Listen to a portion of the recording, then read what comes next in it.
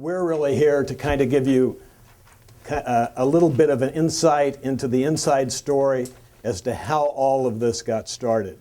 And as Sandy clearly said, Jack Brennan, who was very, very close to President Nixon and who served as the military aide on the trip. Larry, again to remind you, he at this point was the assistant to Bob Haldeman. Haldeman was chief of staff to President Nixon, and as Haldeman was to Nixon, Larry was to Haldeman. And then my role was that I was the kind of the acting chief of protocol. I was in charge of the logistics side of this trip.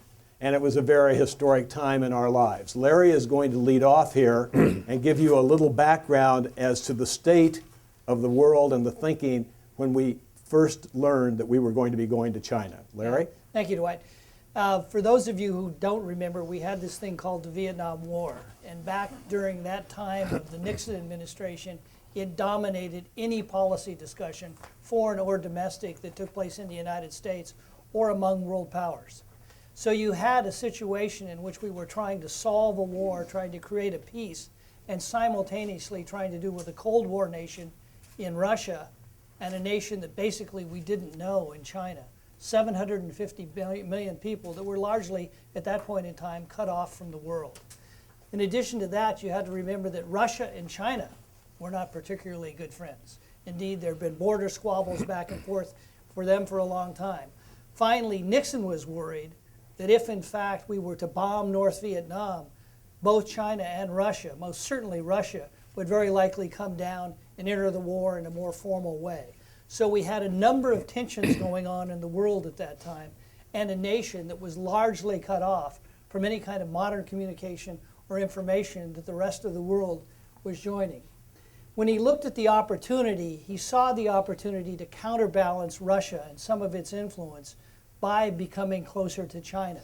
But it had to be very delicately handled because China also had relations with Vietnam at that point in time, and you couldn't undo that. So we begin down this very delicate path of trying to not only end the Vietnam War, calm down Russia, but also bring China into the modern world. The thing that I remember, and the first time I even knew that we were doing anything like this, and I saw the CIA briefing papers every morning, so this was something that was known by only about 5 or 6 people, was Henry wandered into my office at the White House. What? Henry who? Henry Kissinger. I'm sorry, wandered into he was the national security advisor to the president on, I think, a Thursday or Friday afternoon, going off on the next round of peace negotiations, peace talks that we were supposed to have in Vietnam. And we talked for a while because Haldeman was on the phone, and then he sort of said, I may be doing a little additional traveling. That's all he said, and went in and saw Bob. And after he was done, he came out of the Chief of Staff's office, and I was called in by Haldeman. And that's when he told me for the first time, Henry's not just going to Vietnam, he's going to China. Clay was absolutely right when he implied that to call this ping-pong diplomacy is a misnomer. It was at least a 5-year structured reasons to get to the point where finally there was an implied invitation for a high-level representative to come to China to make arrangements for a trip of the president. This buildup culminated with the world's most famous upset stomach. When Dr. Kissinger was in Pakistan in a meeting with President Yahya Khan, who had been one of the 2 contacts with the People's Republic of China, he conveniently got first exhausted, is what reported to the press. He was exhausted and had to go to, like, their Camp David to resting for a day. They had such a plan going on. They had planned a dinner, and then the dinner was only planned so that they could cancel it. And then they had a big motorcade going up. And in fact, Henry was just hundreds of yards away from the presidential palace in a little cottage.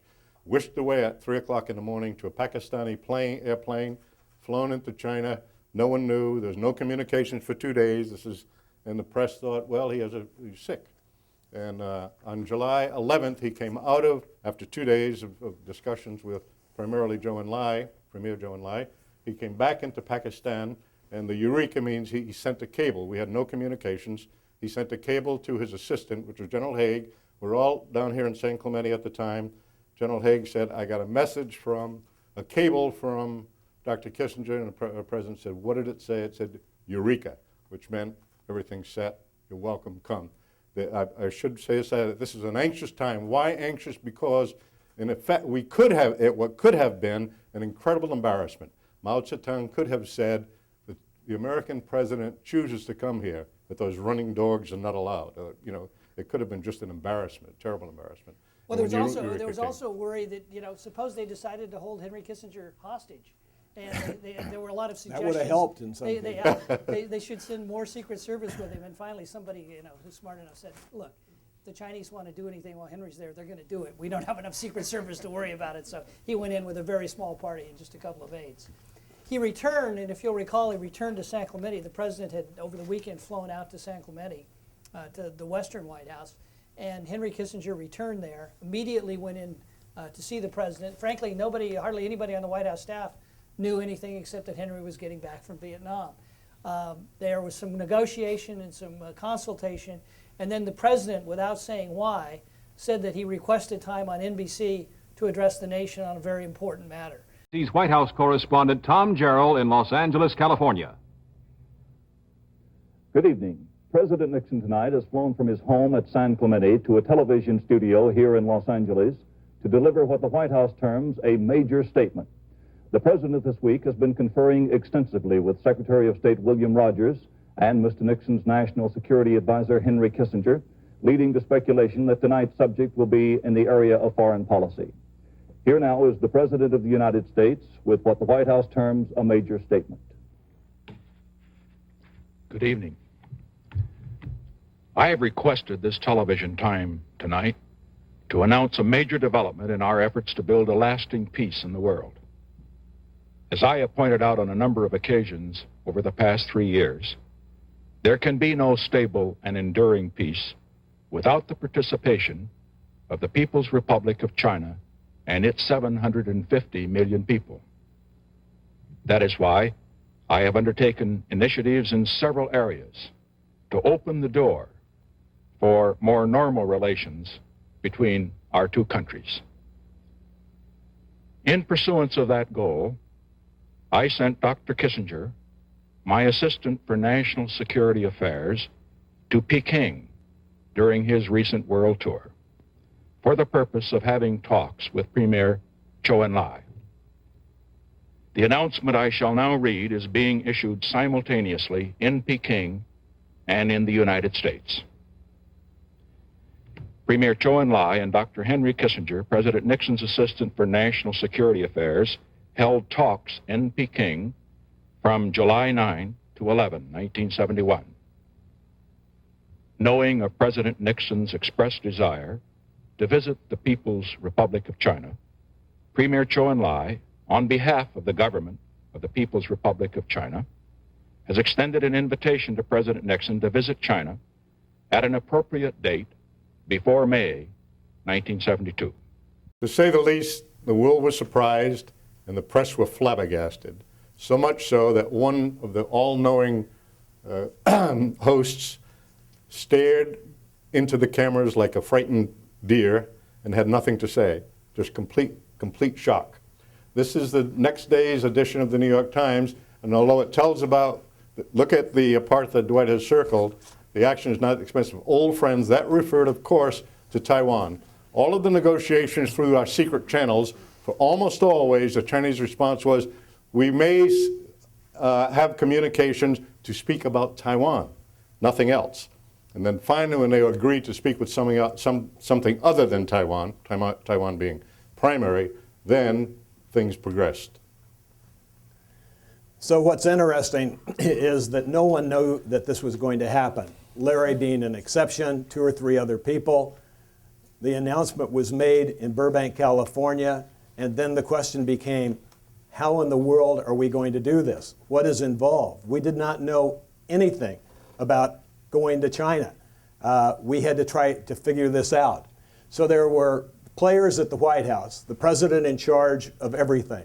It's a very important point. The president was the architect of this trip. Kissinger, he was part of the construction group. He was the builder, but there were several people involved, intricately involved in the trip. Henry and Haig and the NSC contributors worked on the substance. Bob Haldeman was in charge of all the arrangements, and that's who I reported to. And then we ended up with two men in the PRC, Ron Walker, and then our dear friend Tim Elborn, who is deceased, but was a Trojan. He was a fraternity brother of mine and Sandy's here at USC. Dr. Kissinger went over, as we pointed out, in July of 1971. Then we put together a trip that I'm going to talk a little bit more about in a few minutes that went back in October of 71. There were around 9 of us on that trip. And then we went back again for the second time for me, third time for several of the people in January of 1972 with General Haig. There was a lot going on these trips, as you'll probably hear in the next panel, in terms of trying to get a communique put together. And it was not successfully put together until till the end of the actual presidential trip. Yeah, almost all trips are really prearranged by a president, and you're going through formalities. We still had no agreement on the communique after after Haig's visit in January of 1972. So clearly, this was an even more dicey activity that had a lot of substance still to be resolved. You probably heard the lawyer. You probably have heard the lawyer story. Don't ask a question you don't know the answer to. Well, in this case, it's, don't go out and visit a country unless you know where you're going to end up before you complete that trip. Do you want to say something? Just my memory in Shanghai was the last moments. Dr. Kissinger had a makeshift office, and everyone was scurrying around with last-minute wording of the Shanghai Communique. This is literally minutes before it was going to be issued. So when this trip started out, now keep in mind, nobody knew that this was going to happen. So the president originally he said there'll be no press that go on this trip. Yeah, he loved the press. There'll be no press on this trip. Then he came to the position that he would take a military Jetstar that he had never been he'd on. never flown in one of Which those. holds 13 people. Yeah, he had no idea how small they were. But that was what he was going to do. And then events started happening. What started happening was that in the media, this whole thing started just building. And it's a very important part of understanding this whole thing. It just got bigger and bigger. And the media contributed to this. I mean, the historians, you name it. Everybody started getting into the act. Week after week on the cover of Time, Newsweek, and so forth. We didn't have the 24/7 channels, or they would have been into orgasms. In any case, we ended up with 354 roughly going on this trip, which was the official party, the press, the military, Secret Service, staff, and others. So we had to take Air Force One, a couple of other planes, and the logistics were quite complex, particularly because we did not know the infrastructure which Clay referred to in China. We were really quite ignorant on that side. Well, just a simple question like, how do you land at an airport in China? So, being Americans, we I should point out we had set up a room down in the bomb shelter of the White House, and I had been President Nixon's appointment secretary. I was relieved of those duties and assigned full-time getting this trip put together. So we sat down and had the Boeing people come from Seattle, and we put together a huge binder. And this binder solved all issues, because we're Americans, we can solve anything. And we came up with the idea that in order to service the radio, television, and so forth community, we would get a 747 decked out with satellite dishes and everything, and we did diagrams showing how the 747 was divided into various studios for audio, for video production, and so forth. And all we would have to do is get this thing built in Seattle, fly it over and land, and we would solve all of the communications issues. Well, we went over in October on Henry Kissinger's trip, and we presented this document. And of course, everybody nodded and, oh, this, we didn't get any comments back about yes, no, or maybe, or whatever. And they read the plan. The interesting thing is, we got no answers. We left. We kept asking them what was going on with this particular concept. And it was when we went back with General Haig in January, and we had landed, and they wanted to show us something. and they took us over to a part of the airport where they had constructed a building that was just basically in the dimensions with the same size studios and so forth that we had had in the book for the 747. They had put it all there and built the building out of brick. And the idea, of course, being that in order to save face for their country and so forth, there was no way they were going to take our idea and use it as we had presented it. But we did end up with the facility at the airport, and it was the way that the press were serviced when they were in country. Jack? Some of you are from China. Many of you have visited China. All of you saw China's being presented in the Olympics as a marvelous city that you see here. However, when we saw it, this is the 1972 version of a snowplow. This is hundreds of China. The very first morning, I walked out from, all of us did, walked out to see, wow, what an incredible place we're at. And it had snowed the night before. And the streets, the main streets in Peking then, covered with snow, and suddenly you see hundreds, maybe more, of people. 10,000. Well, the whole street in front of us, hundreds were just makeshift brooms. That was a snowplow cleaning the streets, and that's where they started in 1972. So we got ourselves organized at the White House. As I mentioned, we had the headquarters down in the bomb shelter. By the way, unless you understand the bomb shelter, this bomb shelter was really built at President Roosevelt's time during It would not stop any World War bomb. II. It wouldn't stop any bomb. Yeah. It's where I slept Yeah. if I had to work late at the White House. It's just the only extra room there is in the White It House. always impressed everybody to say we were in the bomb shelter, but it would. There is no giant secret room down there like you see in the movies. Well, It's a maybe basement, maybe that's right. things have changed. Yeah, We things don't know. have changed. Never mind. We had NSC representatives, the military aides, Secret Service, CIA would come in for briefings. Some State Department people started coming over, and that's a part that you can get into with the next panel. State Department was really not into a lot of the planning on this trip, although as we got closer, we started getting documents and so forth from them. The President, again, leading everything, Dr. Kissinger and Bob Haldeman.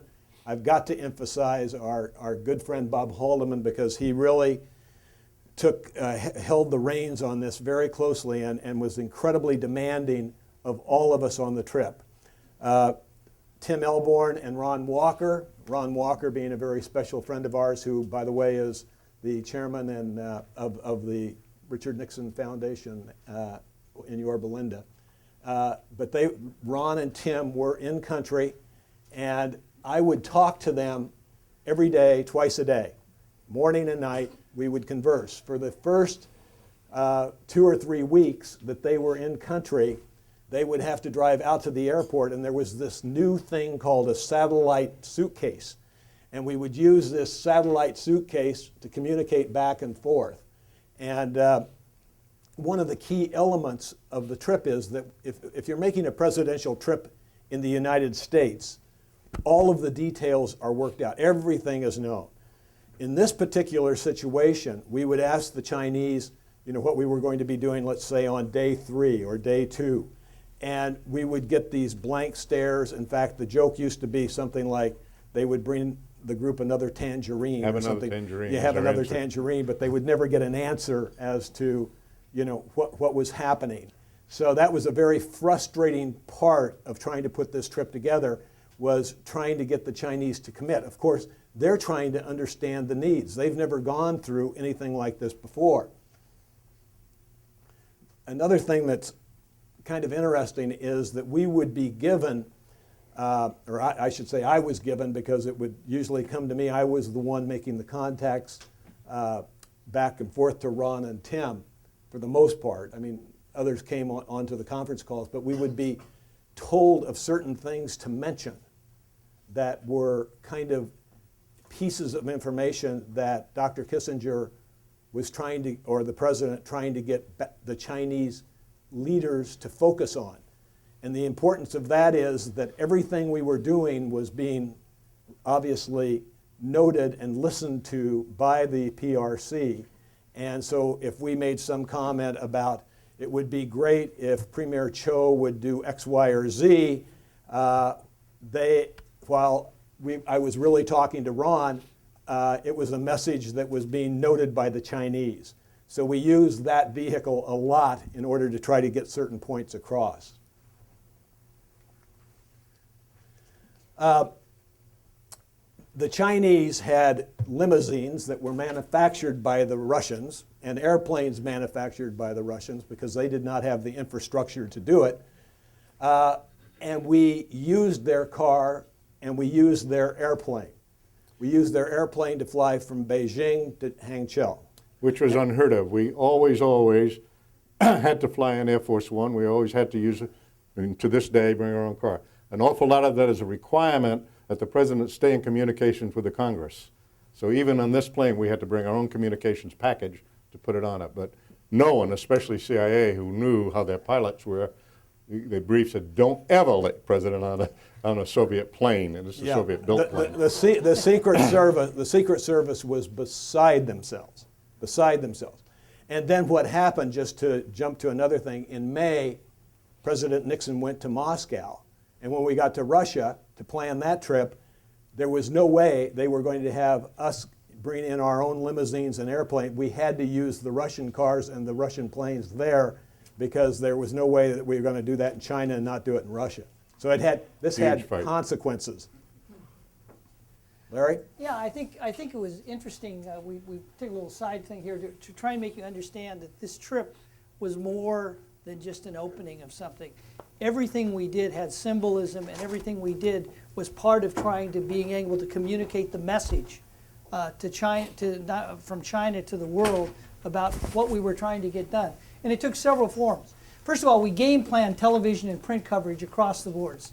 There were usually two news cycles back then. There was an AM cycle, the morning shows, and an evening cycle, which lasted half an hour, sometimes an hour, which were the evening news shows. And those were the only two times you could really communicate with the American public, when they were on a news basis. So we planned every headline out to the best we could, what the picture would say, how it would reinforce the headline, what we hoped the caption would be if we were really controlling the message, and what the quote was we wanted to have that came out of that particular event.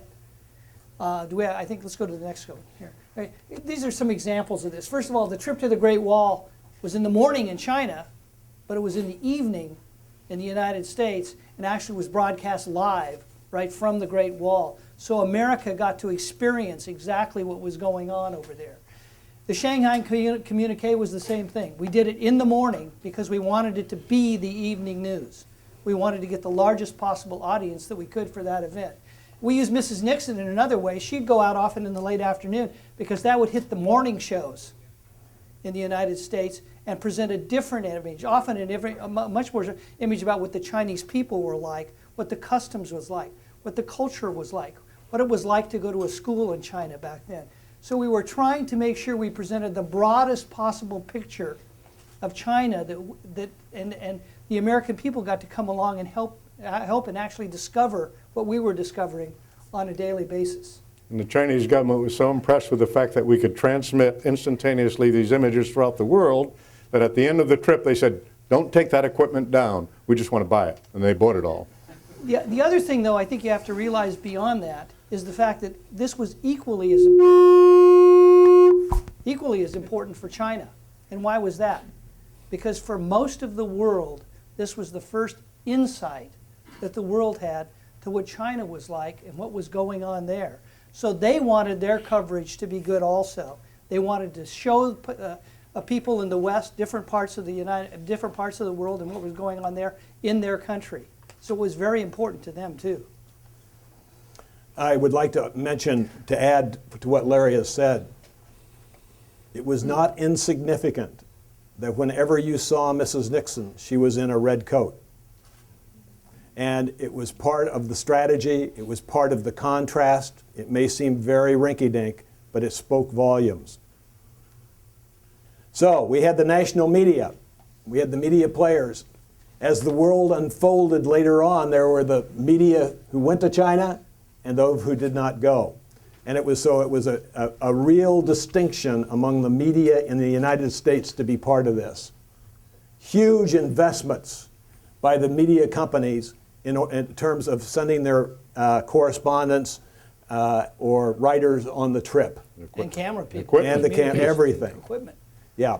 No 24/7 news channels, as Larry has mentioned.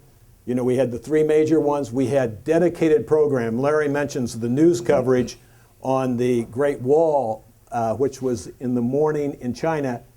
At home here, it was like an hour and a half, 2-hour specials, every network, PBS, you name it.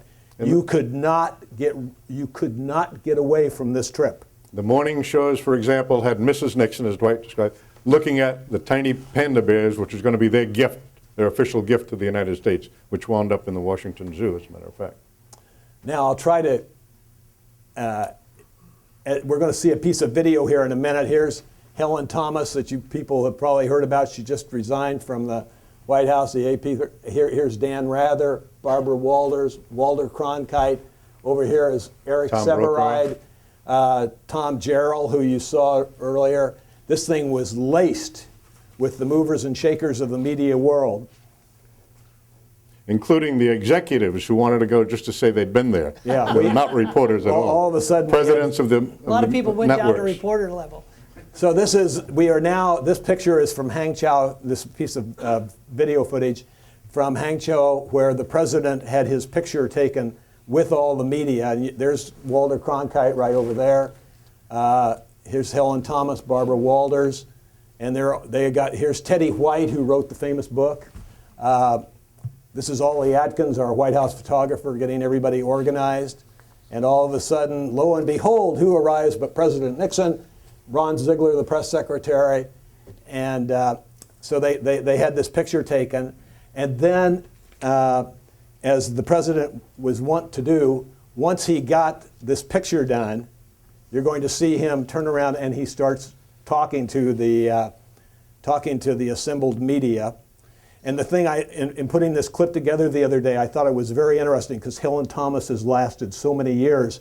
You'll see, if you look carefully, she's the only one writing. I mean, which is, she'll start writing the minute the president starts talking here. We don't hear him because we don't have audio with this. The guy in glasses, is that Ron Ziegler was SC? Ron Ziegler was There's SC. Helen writing. There's Dan Rather.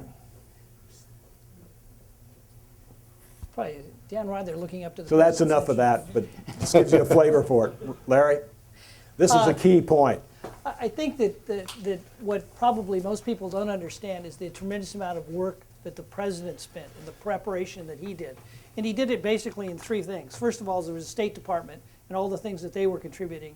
Secondly, the CIA and the things that they were contributing in terms of briefing. An awful lot of that had to come from third parties because basically we didn't have anything going on in China at that point in time. China was really a sealed off area of the world. And third, from just individual people who had lived in China or who traveled in China that would come in and spend time with him, really trying to help him understand what was going on. He spent hours, had these giant briefing books from everybody that we went through, trying to get up to speed on what China was. And why was that important? Because every gesture and everything that the president does in China, in a country like that, has deep meaning. And he thought about what it was like when he got out that plane, what he wanted to stand for, whether or not he wanted to shake somebody's hand, whether or not how he would react the first time he met Mao. All these kinds of things he had spent hours thinking through. And if you go back and look at his notes, you can see over and over again what that was like. Before I go to the next one, I just want to point out that I was looking at a piece of video the other day by a British broadcaster who had the notes that he had gotten from the archives.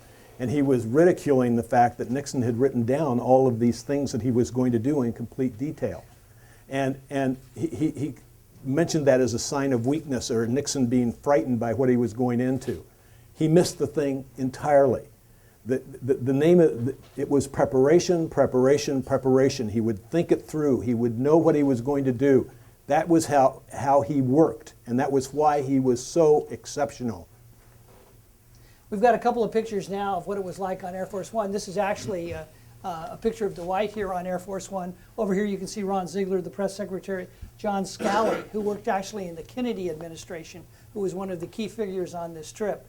This is a picture of Dwight, myself, and Bob Haldeman also on the same trip. The trip actually took several days. We first flew to Hawaii, overnighted in Hawaii. Then we flew to Guam. and overnighted in Guam. Then we flew into Shanghai, picked up pilots and translators in Shanghai, and then flew to Beijing, or as it was known then, Peking.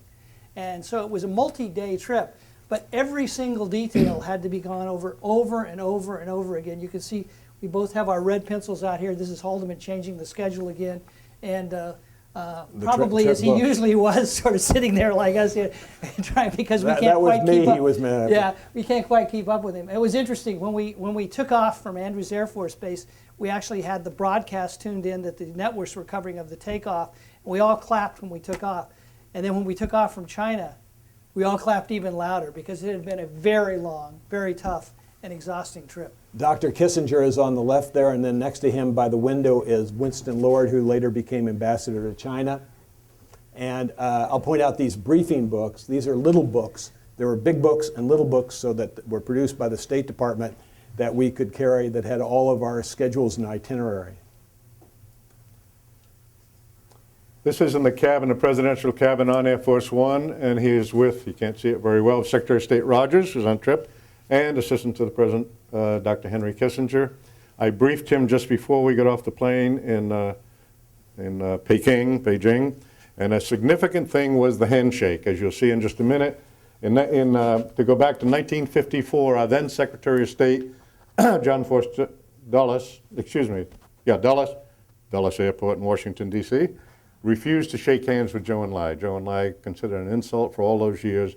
President Nixon wanted to rectify this and said the importance of the handshake, keep everyone else back, and make sure that he knows that I really want to shake hands with him and to rectify anything that happened in the past. We're starting again. This is the official arrival in Peking. As Larry said, we stopped first in Shanghai and had to get a navigator and 2 interpreters to fly in. This is the arrival ceremony, and notice they're incredibly tall Chinese military, all exactly the same height.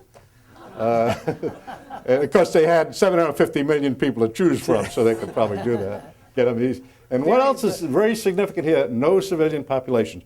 Almost anywhere we went in the world, especially those seeking out foreign aid, there were thousands and thousands of people cheering. And so when I saw this, I said, maybe they don't like us. What is this about? No one at the airport to greet us. It was actually, it was a sunny day when we can ride, but as we started into Beijing, and it's about an hour trip in, it kept getting more and more gray, and we were sort of getting, is this ominous of the trip? And we kept waiting for crowds. And there were no crowds, and on all of our cars, they had curtains on the side, so we couldn't see out. Well, after a while, I started getting curious and pulled the curtain back and looked a little bit, and people were staring. They all had to stay 5 or 6 blocks back from the main room, from the main route, but they were staring out and peering out behind their houses to see what was going on, because you would have thought nobody lived in Peking if you looked at the road we were going into, but in fact, there were people staring everywhere, wondering what was going on. Remember, no wondering why they weren't allowed to ride their bicycles that day. No communication, no newspapers available to them, so they had no knowledge of what was happening. So we arrived at the guest cottage, the official guest cottage where the President Nixon was going to be staying, and in typical Chinese style, they had a kind of a welcoming period of tea. Here's Zhou Enlai, the President, Mrs. Nixon. This is Brent Scowcroft, Bob Haldeman, Henry Kissinger. We were all sitting kind of in a semicircle. Here I am, but this is a very important Notice man. there are a lot of pictures of Dwight. This gentleman here was Ambassador Han Su, who became the ambassador to the United States. He happened to be my counterpart and a terrific person. Here's Rosemary Woods, President's Secretary.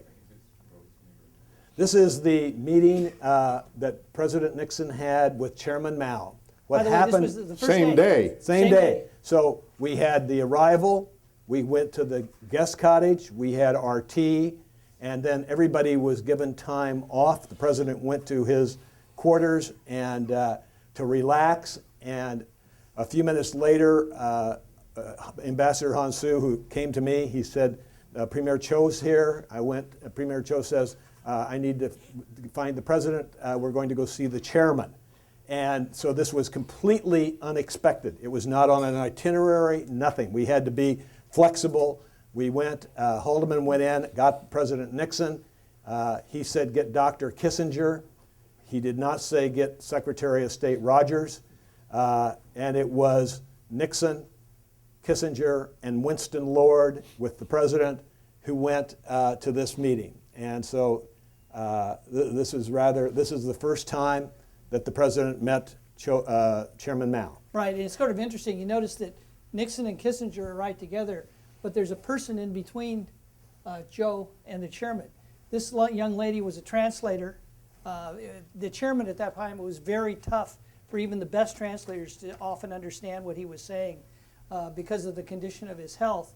And it turned out Kissinger was so surprised, he went like this, because she had actually taken courses from Kissinger at Harvard. And I think she's Chairman Mao's niece, was she not? Well, So this is the guest palace. This entrance right here is where Zhou Enlai came to get Nixon to go see Mao. So this is the guest cottage that we were in. Now we're still on the first day. We're going to go from here. We got in a motorcade late afternoon and went over for the first meeting with Premier Zhou Enlai. And this is the first plenary session, some footage there, the president, Dr. Kissinger, John Holdridge, and Zhou Enlai. John Holdridge is a China expert from the State Department. There's Premier Zhou. And then from here, we went to the first welcoming banquet. And one of the big memories from this is they start playing all this American music like Home on the Range. So you've got this Chinese orchestra playing Home on the Range. But it was a wonderful banquet. And they're toasting. And they play God Bless America, Yeah. and here they're toasting with the most vile liquor you could ever have. Yeah. It's called Mao Tai, not Mai Tai, Mao. And it smelled like formaldehyde, and many of us became recovering alcoholics by the second day. We can't drink that. I took a bottle of this stuff brought it back home, and we would have people over for dinner or something, and I would pour a little bit into a plate, and it would burn for like an hour and a half. Larry.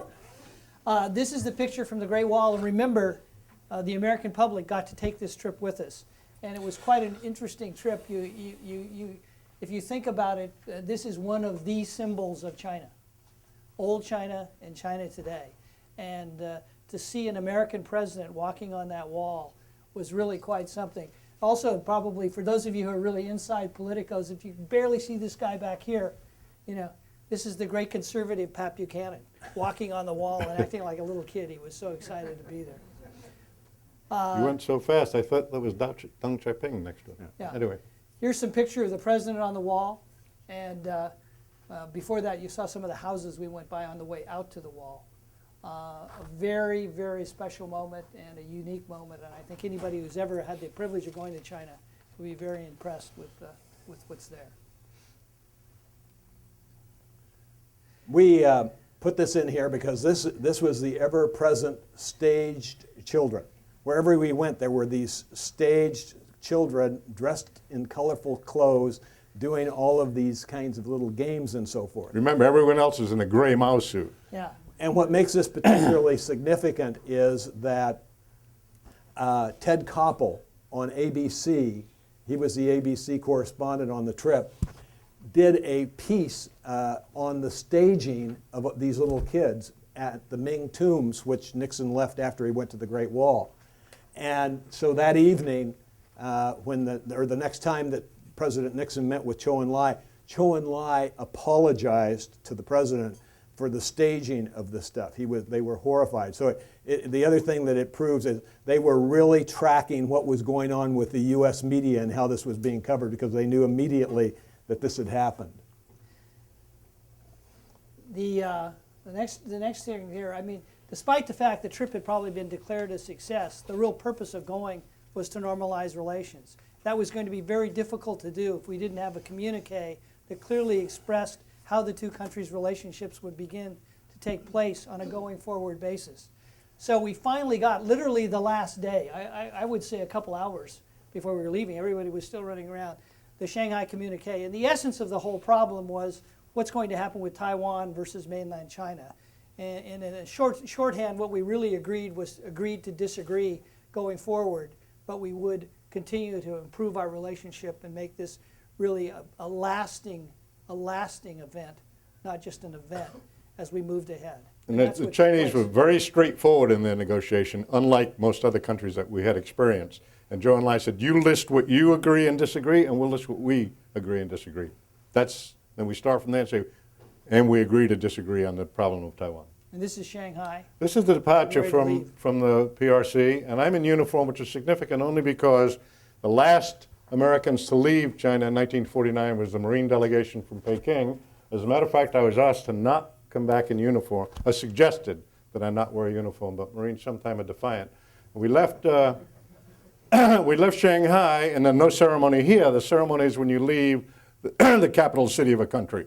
So you notice we came into Shanghai, the arrival ceremony is in Peking, vice versa. So we left with certainly a sense of accomplishment, very tired, and knowing that we were a little part of history.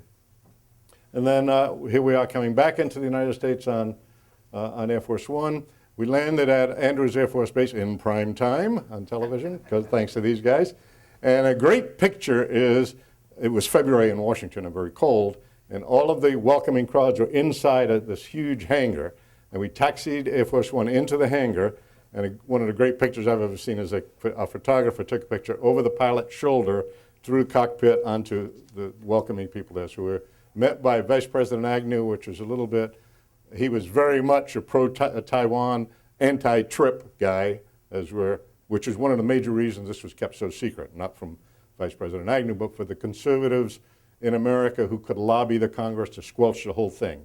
The Bill Buckley, who was a conservative columnist and a leader of the conservatives, Agnew himself, who was denouncing so it had to be secret or it would never have been pulled off. And Jack? This is 4 years later, and at this time I was civilian chief of staff to the former president. He had left office 2 years before this, but remained a huge friend of China until he died. And the Chinese approached me through Hun Su, who was then in Washington, and said that President Nixon is welcome to return to China, and they proudly said that we will send a Boeing 707 for him to pick you guys up. They had started purchasing American products. They purchased Boeing 707s. We went to China. This was almost 4 years to the day, and I was privileged to be included in this small group to meet Chairman Mao, and Clay asked if I would give a little impression. As a matter of fact, as you can tell when I don't pronounce my R's, I am not from SC. My alma mater is a small college in Rhode Island called Providence College, and to Providence College I gave all of the junk I collected around the world. And online you can find, I did contemporaneous notes, especially on this trip. Any of you are interested, all that stuff's there, you can find online. And in my contemporaneous notes of this, I described from the time they met us, same thing, the foreign minister came to my room and said, Chairman Mao would like to meet with President Nixon. He wants you to come because you're loyal. Chinese are very into loyalty. You with President Nixon when he was president, and as were many, many other people. Now it's just you, on and on and on. So my impression of Chairman Mao, as I dictated him, as I wrote in my notes, was I was shocked by the guttural groans that emanated from him, just like as if someone had a stroke. And I said in my notes, and of course I knew he had a different dialect, which he was from Hunan province, and so the interpreters were different. I said, if this is the Hunan dialect, then cavemen were eloquent, because it was just, grunting, and then the cute little interpreter would say, Chairman Mao says, it should go on and on and on. I said, yeah, sure. And anyway. In order to underscore the significance of this trip, several years ago an opera was created on Nixon in China. This year, that opera is opening on February the 2nd in the New York Met. It's going to be quite a show. They're going to have something like 11 different productions of this. And on February 12th, it's going to be seen in 1,500 movie theaters in 46 countries. So the significance of that is being underscored by this opera. So we believe that this was probably the most significant presidential journey in the history of American diplomacy. And we do believe that this trip changed the world, and your next panel will help confirm that.